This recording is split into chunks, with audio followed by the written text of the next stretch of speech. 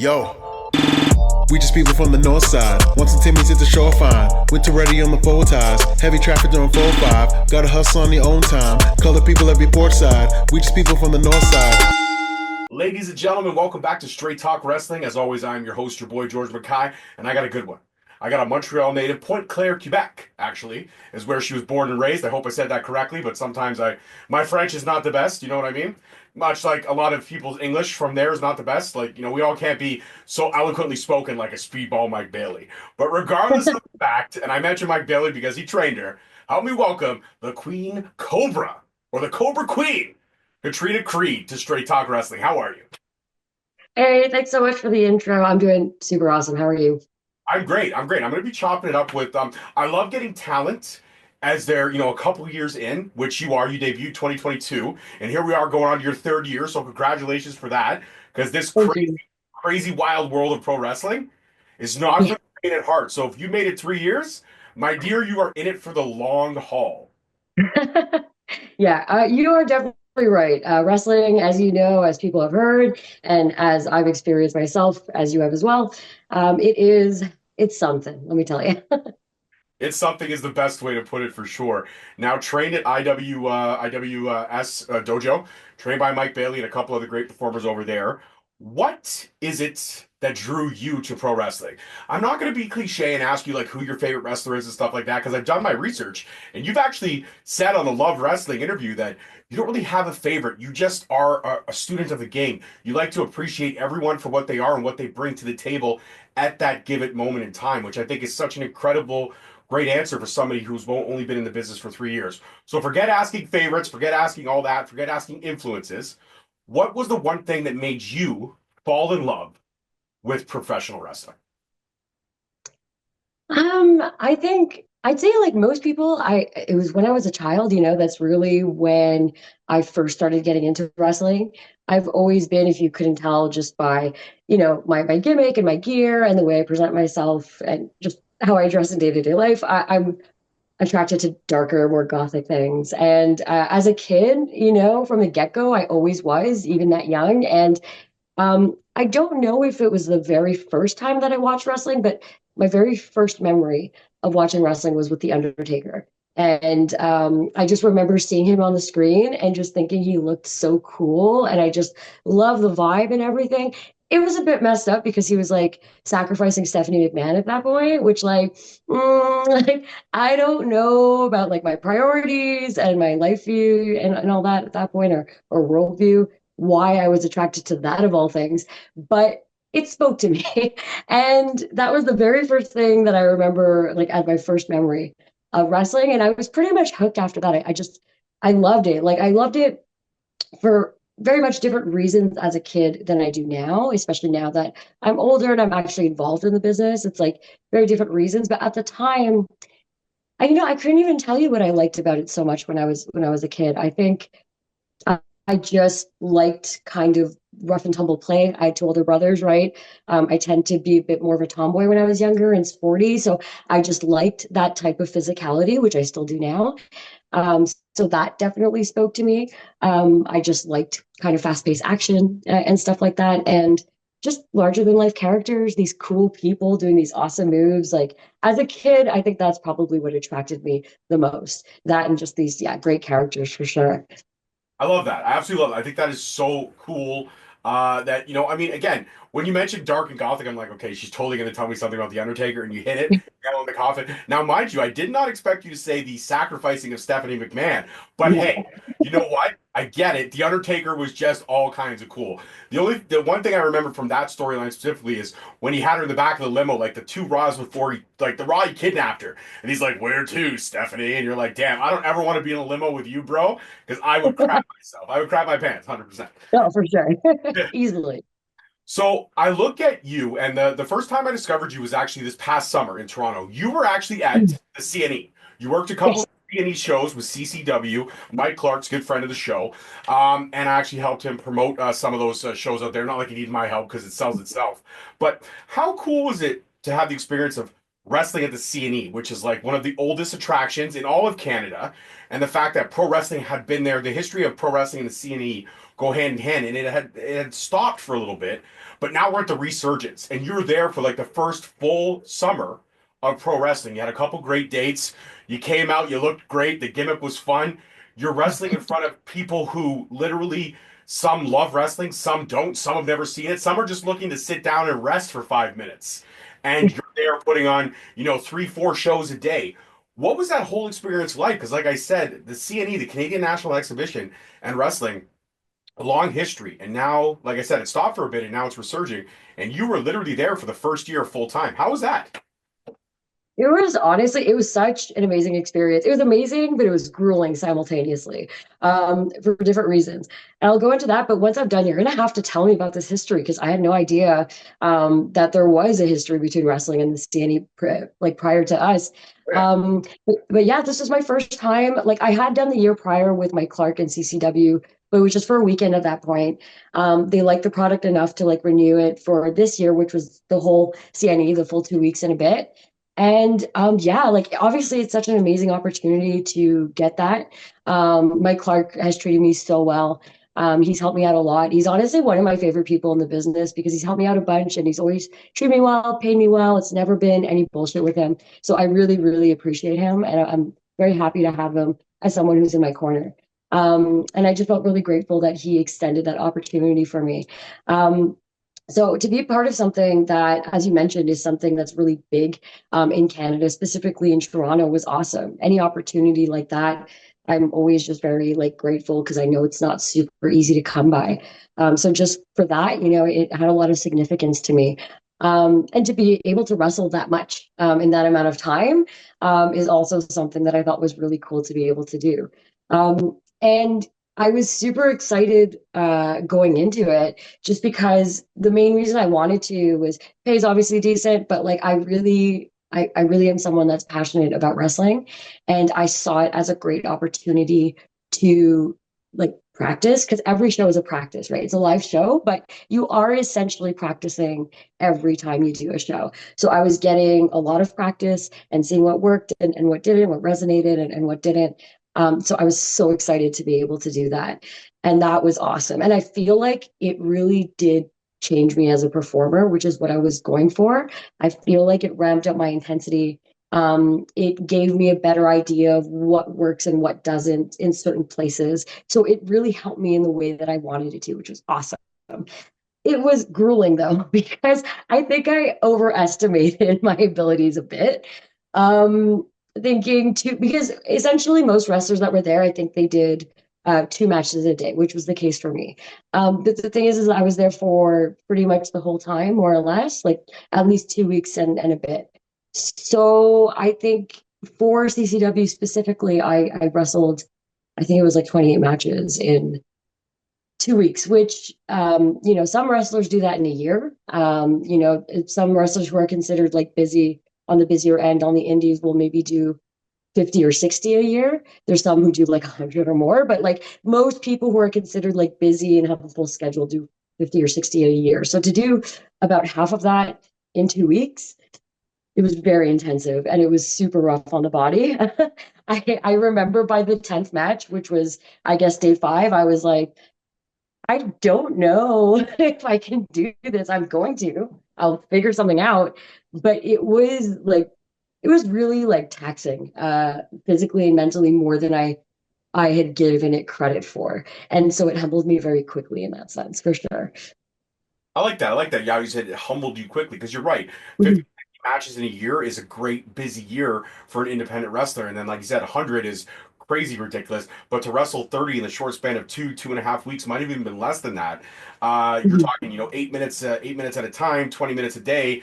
This is physical. I mean, 20 minutes, people are 20 minutes a day. That's easy. Yeah, you try to wrestle for 20 minutes Mhm. a day. Okay, It's you try to tough. wrestle two shows. I couldn't do it. I've been in a ring and I've tried to run the ropes. After running the ropes first time, I was like, nope, it's not for me. I can't do it. I love pro wrestling.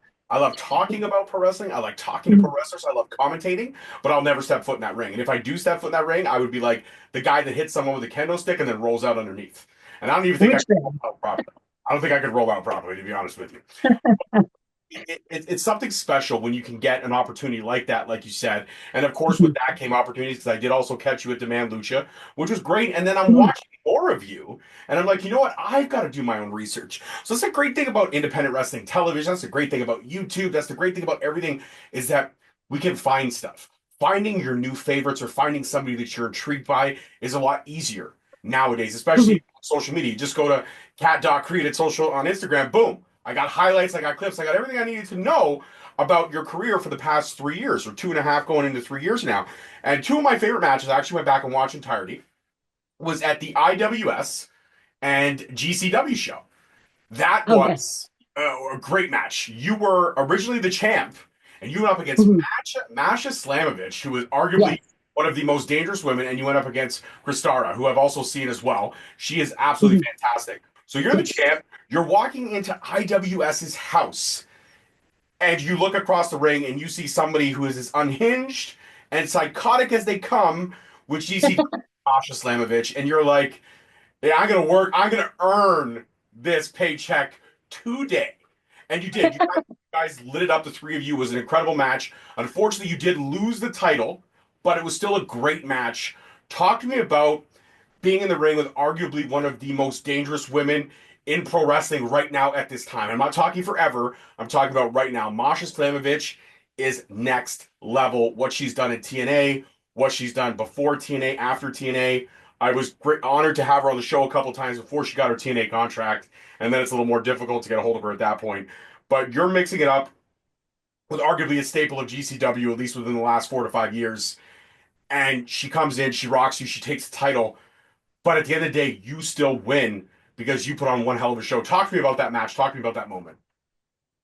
Thank you. I mean, thank you so much. I really appreciate your words and they do mean a lot. I'm glad you enjoyed the match. It was definitely a huge highlight for me. I'm getting chills just thinking about it right now because it was really an important moment in my career. And Masha is someone that prior to me meeting her, I really looked up to her as a worker.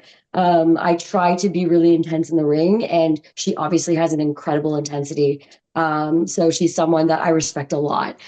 She's someone that I wouldn't necessarily say that I model myself after, but I definitely take a lot of inspiration from her presence in the ring and her intensity and her no bullshit attitude that she just gives off by standing there. You know what I mean? She just like it emanates off her. So she's someone I've respected and looked up to for a long time in the business since I started. As a wrestler and started looking at the independents, and then to be able to have a match with her, what I mean, it was beyond my wildest dreams. It's something that I wanted to do. She was like one of my dream matchups, like easily top five, maybe top two or three on the independents, maybe even number one, to be honest. And I thought, maybe I'd be lucky enough to get that opportunity down the line. I wasn't expecting something so quick. So when I got that opportunity, I jumped at it. And even though I knew like I was going to lose, um, like I didn't even care because I'm just like I get to share the ring with Masha and I get to be in the ring with her and just planning the match with her. Like she has such a wealth of knowledge, and you can tell just by how she approaches structuring a match, the ideas that she has and everything, which I really appreciated. I was able to just, to be next to someone who's so knowledgeable. Like I found it helped me. Like unconsciously just being able to learn from her in that way. So I was super grateful for that. And then like, man, just being in the ring with her too, like people know she has that intensity and she has that star power, but like being in the ring with her, something else, man. I've never been in the ring with someone like that before, like before, or after. And I mean, I've had a short career, right? But I've still been in the ring or still wrestled like quite a few names. And she's just on a different level. I've never been in the ring with someone like her. She just like I don't know how to explain it, man, but it's like she's just this amazing she's this fucking rock star, like seriously. And I felt it when I was in the ring with her and just doing everything with her. Like I was like, holy fuck, it doesn't happen too often that I meet people that like have a higher intensity than me or out intense me or whatever, but she did by far, and it's I felt like I was out of my league, but again, humbling. And it made me realize like, man, I need to like get trained by her or something. So because of that match, like I swear, because of that match, like I have a remote job, like as my shoot job. I'm actually going to get trained by Masha like next month.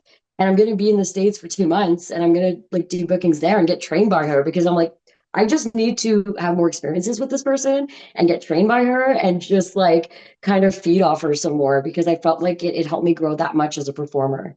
And then obviously Chris Sarah being in there is awesome. She's one of my best friends in the business. As you mentioned, she's fantastic and she's doing amazing. So to share that experience with her too just made it that much better, honestly.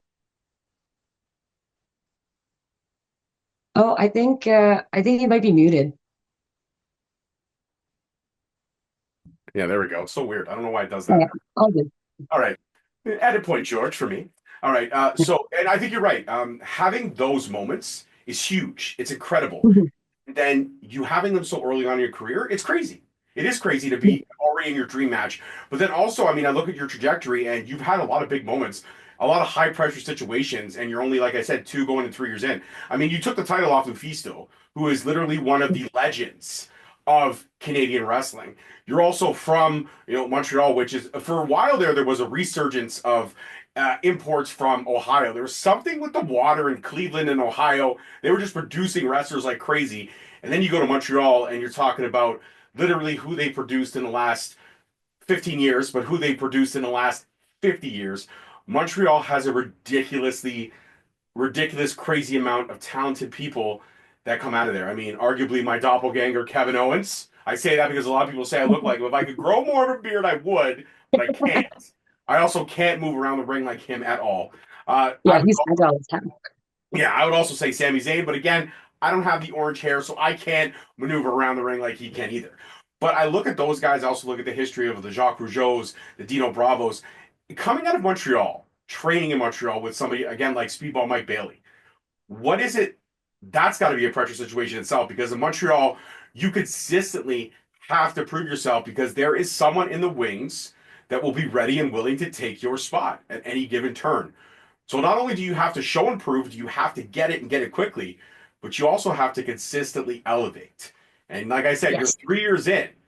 But again, coming out of Montreal, when somebody hears that you're a wrestler from Montreal, that comes with a lot of pressure behind it. A lot of pressure if you're a wrestler from Quebec. So talk to me about that. Yeah, no, for sure. I mean, that's a very interesting point and something I'd never considered before. Obviously, oh, sorry, my cat just is knocking the stand, but sorry about that. Yeah, I got a dog somewhere that's floating around here, and she just sleeps all the day. It's all good. Don't worry about it. Ah, yeah. If it's wobbling, it's her. But yeah, that's a very interesting point and something I never considered before. Obviously, I'm aware that like Montreal obviously has an amazing history when it comes to wrestling, a very rich one. And there's so many people that have come out of our scene, like you said, more recently, but just in general over the past little while. And although I was aware of that, I kind of didn't I guess when you're in the city, you don't realize how other people might be like seeing it in that sense. But you are absolutely right in the sense that there's a lot of great talent that have come out of Montreal that are currently in Montreal. Even in the women's division, we have like a lot of really good talent as like for women wrestlers around here. And in that sense, you're right. It's something that I never considered when I got into wrestling. But wrestling is very mentally taxing for those reasons that you mentioned. It's only something that kind of dawned on me more recently when I started reflecting over my last year, because I had for a second year, like I did quite a bit and I didn't, like, it didn't fully register because I was just like, okay, I gotta do this, I gotta do this, I gotta do this. Like, I wasn't even thinking. I'm like, this is a cool opportunity. Okay, I gotta do it. It's done.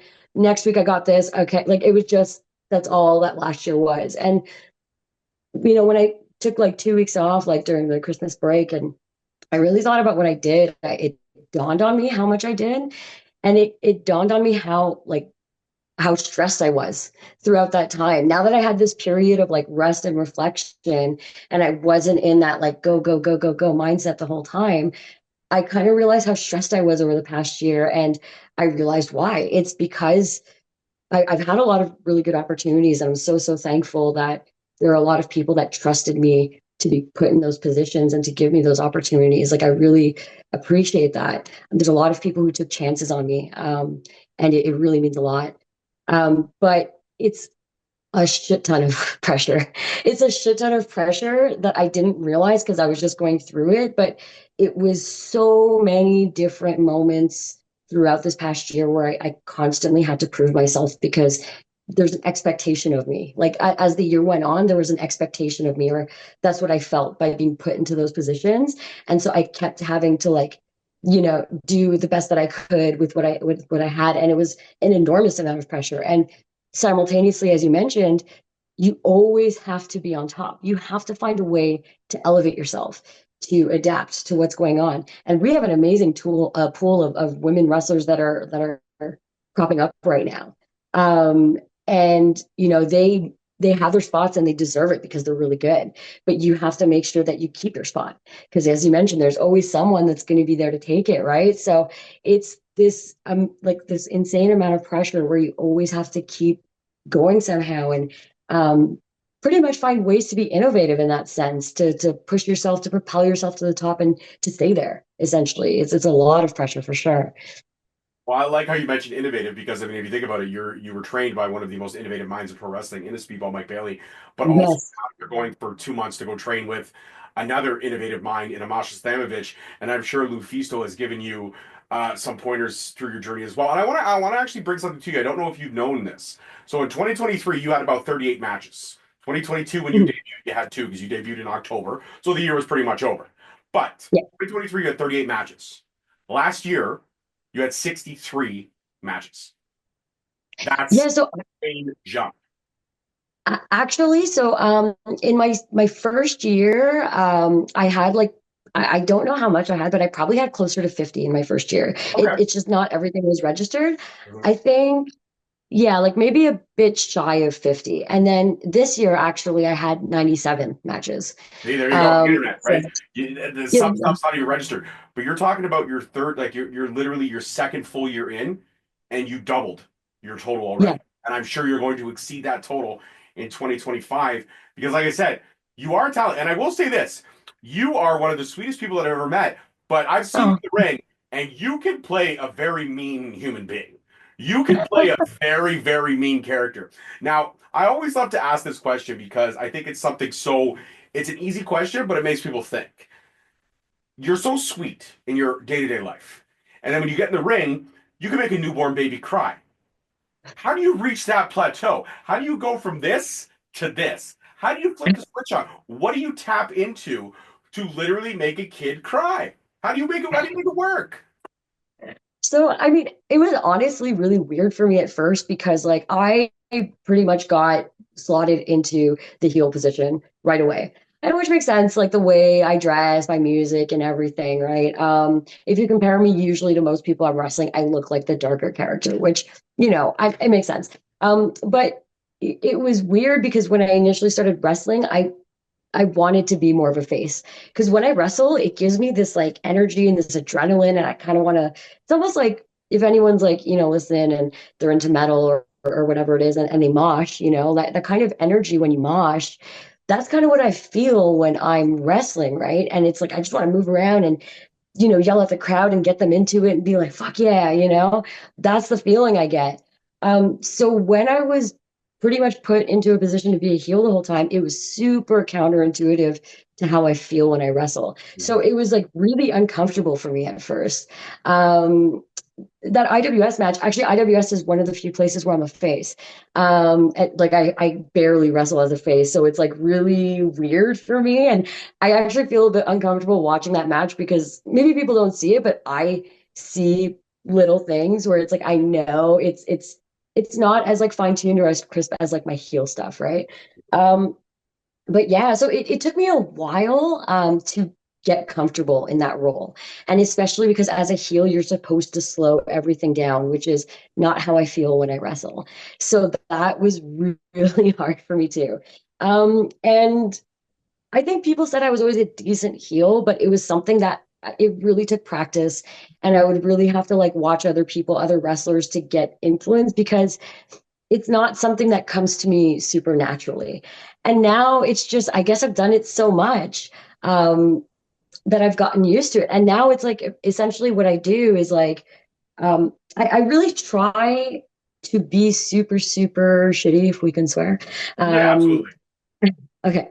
As much as I can to get the baby face over, because I realize sometimes when I'm a heel and I'm wrestling, the crowd sometimes is cheering a bit more for me. So it's like I really have to go over the top and be as slimy as possible and as cheap as possible and as shitty as possible so that they start booing me so they can cheer the other person. So I started really looking at wrestlers and stuff like that to get ideas of different things I can do to essentially elevate the baby face, which is why I'm there, right? That is my role.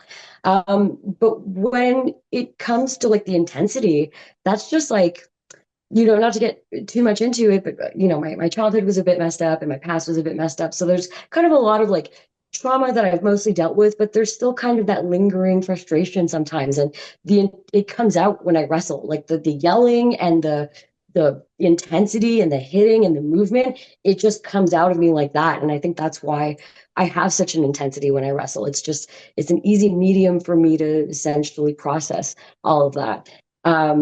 But the being shitty, I mean, that's something I really had to learn and get used to. That wasn't supernatural to me. But yeah. Being a dick was hard for me, but I got it now. I figured it out. I did. I figured it out. Yeah, So you know what? I got it, guys. She got it. She's got it figured out. You know what? You touched on childhood trauma, and you're speaking to the masses. Somebody who's been Mhm. therapeutic journey for the last 6 years. Almost checked out personally like 4 years ago. Just was tired, wanted Oh, to leave, but luckily my wife and my daughters helped me get through it. So you know what? yeah. Your past doesn't define you, and Mhm. your past is just an experience that you can use to tap in. So if pro wrestling Exactly. started for you, then all the power to you because what didn't kill you then has just made us stronger now. That's the way I look at things. Exactly. 100%. So one final thing, one final question before I let you go enjoy the rest of your evening. But when it comes down to the journey and how quick and how hectic this journey is, and you talked about reflection, you talked about having this little bit of time. When you sit back now and you have this time to recuperate and to reflect off the last 2 years, I mean, like I said, close to 50 matches full year one, close to 100 matches full year two. Now we're in year three. You reflect back and you sit back and you just have a glass of wine or maybe a shot of whiskey and you look and you go, damn, I've done a lot of shit in a quick time. Like, is it still seem surreal to you? It does. I think, and this is something I need to work on, and I find really like wrestling really interesting in that sense. And that's one of the reasons I really like wrestling too, is I find it helps you to realize things about yourself that you might not have otherwise realized in your day-to-day life. And something I've realized, I kind of knew beforehand, but I realized a lot with wrestling is I am incredibly self-critical.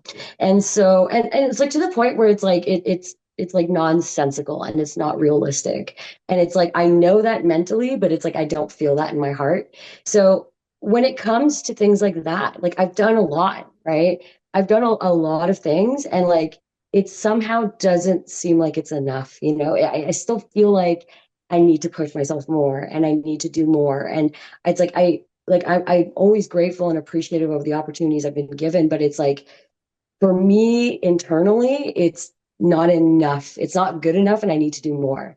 And it's like, okay, I need to like figure out a way to balance that, I realized, because it's something that's not sustainable in an industry like wrestling. Because I'm very much a completionist when it comes to like, my studies, for example, I give it like 100% and I do well, but at the end of a term, I get an A, right? There's something that's there and it's done. Okay, I did it. Now I can move on to the next thing.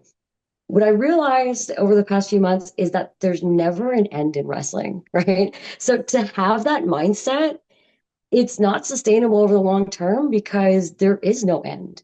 So and everything is subjective, right? Like, yes, I'm doing all these things and it's proof that I'm doing well because I'm getting these bookings and whatever.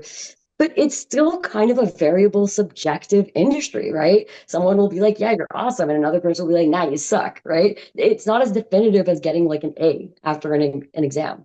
You know what I mean? And so it's like, I don't have that concrete proof in front of me being like, yeah, you did a good job. So it's something I need to tell myself and realize and be like, damn, okay, I've done a lot.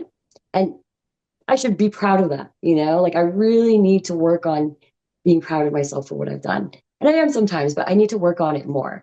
Um, Yeah, I guess that's my answer. I love that. I absolutely love that. I think that's a great way to end what I would perceive to be the first of many conversations, because you are now officially a member of the Straight Talk family. So anytime you want to come back on, would love to have you. But I will say this, and you know what? I have that same thing too. It's almost like Mhm. imposter syndrome. It's like you don't Yes. really feel like you believe here. That you don't really feel like you belong here. Sorry. So I'm here to tell Yeah. you that at least on my show, the only opinion that matters is mine. And I'm going to tell you, you don't suck. The future is very bright for you. And I think you killed it, and you're going to continue to prove the naysayers wrong. And you know what I've had to realize is I'm not one for haters. I don't like haters. I don't like people that think I've been called everything. I've been called a fatter version of Bubba Ray Dudley. I've been told my voice is weird. I've been called all kinds of It's shit on not. the internet. I used to take it personally, but now Oh, I'm like to the point where you know what? If I'm not pissing somebody off, then I'm not doing great things. So if you want to hate me true. because Fat Bubba Ray Dudley gets to talk to pro wrestlers all the time. So kiss my ass. That's the straight goods. So if you have the haters, that's the motivation to let you know that you deserve to be there and your spot Mhm. was earned. So keep shining, my dear, because I think you are fantastic. And I can't Thank wait to get you. you back on the show in a year from now and see how much more your star has risen. So before I let you go, if you want to shout out your socials so people can keep track on the journey that is Katrina Creed.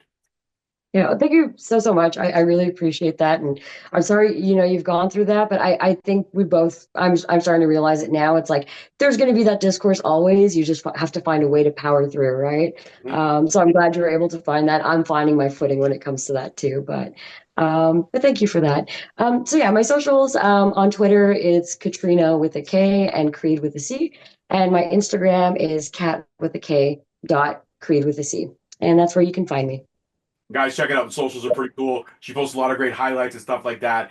And you're gonna want to follow this girl because let me tell you, I see an ID in the future. That's all I'm gonna say. Whatever you want to say the idea is, yes, there's three letters that are in front of it, but yes, I see an ID in the future, 150%. As always, guys, that's it for this one. Your host, your boy George McKay. Peace, love, and wrestling. We'll see you next week. Yo, we just people from the north side. Once the Timmy's hit the shoreline. Winter ready on the four ties. Heavy traffic during 4-5. Gotta hustle on your own time. Color people every port side. We just people from the north side.